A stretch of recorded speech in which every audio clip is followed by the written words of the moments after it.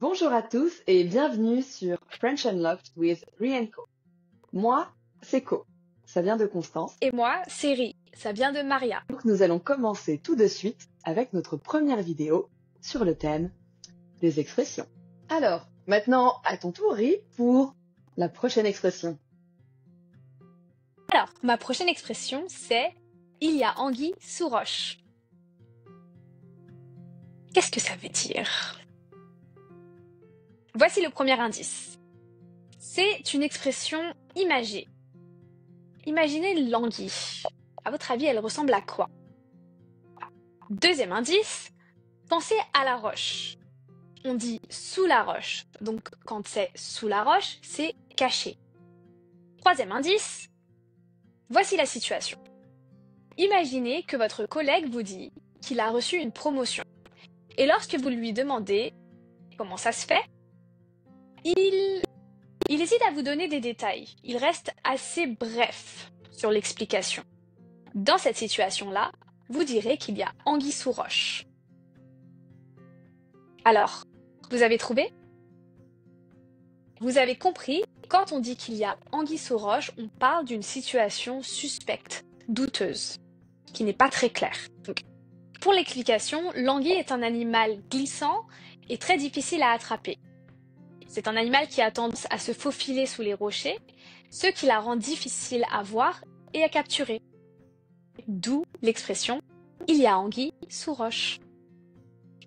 Co, on attend ta prochaine expression.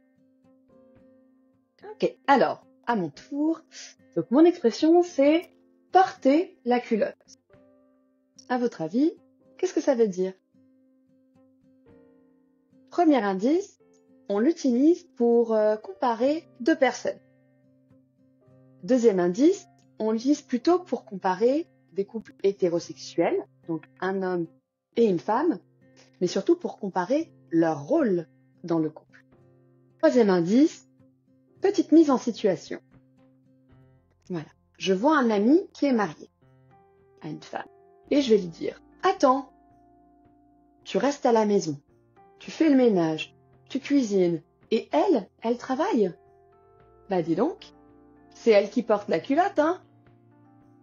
Alors, vous avez deviné? Effectivement, on l'utilise pour parler d'une personne qui assume le rôle de l'homme dans un couple. Alors effectivement, c'est plus trop d'actualité. Mais à l'époque, il faut savoir que déjà les hommes portaient la culotte. La culotte, c'était un pantalon pour les hommes. Et forcément, dans le couple, l'homme faisait toutes les tâches pour rapporter de l'argent. Et la femme devait obéir à l'homme et juste s'occuper des enfants, faire le ménage. Donc quand on dit qu'une femme porte la culotte, c'est qu'elle fait ce que l'homme devrait faire. Ok Ri, à ton tour encore. Alors, ma prochaine expression, c'est « tomber dans les pommes ». À votre avis, qu'est-ce que ça veut dire? Voici le premier indice. C'est une expression imagée pour parler d'un état. Deuxième indice, c'est une expression qui est liée à la santé. Troisième indice, voici la situation. Imaginez que d'un seul coup, vous ne vous sentiez plus trop bien. Vous avez la tête qui tourne et vous tombez dans les pommes. Alors, vous avez trouvé? Exactement. Quand vous dites de quelqu'un qu'il est tombé dans les pommes, ça veut dire que cette personne s'est évanouie, qu'elle a perdu connaissance. Pour l'origine, on pense que l'expression « tomber dans les pommes » viendrait de l'époque, l'expression « tomber en pâmoison ». Pâmoison qui voulait dire s'évanouir. Avec le temps, cette expression s'est transformée et « tomber en pâmoison » est devenu « tomber dans les pommes ». À mon tour maintenant, n'est-ce pas? Mon expression, c'est « avoir la poisse ». C'est quelque chose qu'on utilise souvent, plutôt familier, mais pas vulgaire. Est-ce que vous connaissez? Premier indice, c'est un adjectif plutôt négatif pour parler de quelqu'un. Deuxième indice, encore plus facile, si vous avez bien suivi, c'est l'inverse d'avoir le cul bordé de nouilles. Troisième indice, petite mise en situation. Je suis sortie de chez moi en retard, j'ai oublié mon téléphone, j'ai raté mon bus, je suis tombée, bref, j'ai la poisse. Ça veut dire quoi alors?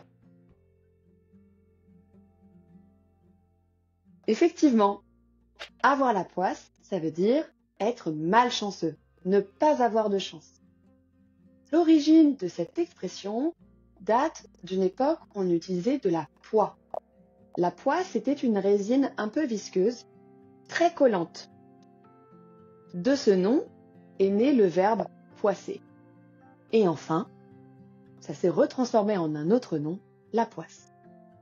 Donc, merci à tous d'avoir regardé cette vidéo. N'hésitez pas à mettre en commentaire si vous avez d'autres expressions que vous connaissez en français. C'est toujours amusant de les partager. Et si vous avez aimé cette vidéo, n'hésitez pas à laisser un petit pouce vert. Ça fait toujours plaisir. Et si vous connaissez quelqu'un à qui cette vidéo peut faire plaisir, partagez. Pour ne rien manquer de notre contenu, n'oubliez pas d'activer la cloche. Ça, c'est très important parce qu'on compte publier régulièrement. On vous retrouve très bientôt sur notre chaîne French Unlocked with Rianko. On vous dit à la prochaine et on vous fait des gros bisous.